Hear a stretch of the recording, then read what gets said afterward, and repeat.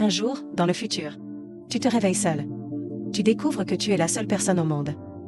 Les rues sont désertes, other silencieuses. Alors que tu tentes de t'habituer à cette solitude extrême, soudain, on frappe à la porte. Ouvres-tu la porte? Clarifions une chose d'abord. Si tu es vraiment seul au monde, d'où vient ce coup à la porte? Qui frappe? Les scientifiques proposent diverses hypothèses pour expliquer ce phénomène. Désordre spatial. Les scientifiques affirment que dans un scénario aussi extrême, une sensation de chaos spatial pourrait faire partie de la réalité. Si tu étais vraiment seul au monde, l'espace et le temps eux-mêmes pourraient ne plus obéir à une logique conventionnelle. Le coup à la porte pourrait être la frontière entre réalité et illusion, ou un signal d'une dimension inconnue. Univers parallèle. Les scientifiques émettent l'hypothèse d'univers parallèle, estimant qu'il pourrait y avoir d'innombrables univers coexistant avec le nôtre.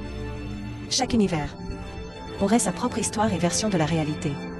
Ces univers pourraient suivre des lois physiques différentes, ou être presque identiques aux nôtres, mais avec certains événements historiques, aux résultats différents. Le coup à la porte pourrait venir d'une version de toi dans un autre univers, tentant d'établir un contact. Mais l'explication la plus crédible repose peut-être sur la théorie de la relativité d'Einstein. Dans la relativité, Einstein a proposé une idée révolutionnaire. L'espace-temps peut être déformé. La masse et l'énergie peuvent modifier la géométrie de l'espace-temps. Cela signifie que les planètes et le Soleil ne sont pas attirés par des forces mystérieuses, mais suivent une courbure créée par l'espace-temps environnant. Ils se déplacent le long de cette courbure comme sur un chemin. C'est ce qu'on appelle la déformation spatio-temporelle. Si le coup à la porte résulte d'une déformation spatio-temporelle, en ouvrant la porte, tu pourrais franchir les limites du temps, rencontrant ton moi passé au futur, ou une version de toi d'une autre époque. La relativité générale offre une perspective fascinante. La gravité n'est pas une force mystérieuse, mais la courbure de l'espace-temps causée par des objets massifs. Imagine CC place une balle lourde sur une surface élastique, elle crée une dépression. C'est similaire à la manière dont les corps célestes massifs déforment l'espace-temps. Les étoiles ou trous noirs courbent l'espace-temps, poussant d'autres objets, comme les planètes ou la lumière, à suivre ces trajectoires courbes, comme s'ils étaient attirés par une force invisible. La déformation spatio-temporelle n'est pas une chimère. Les astronomes l'ont confirmé par l'observation. La lumière passant près d'un objet massif se courbe. Ce phénomène est appelé lentille gravitationnelle.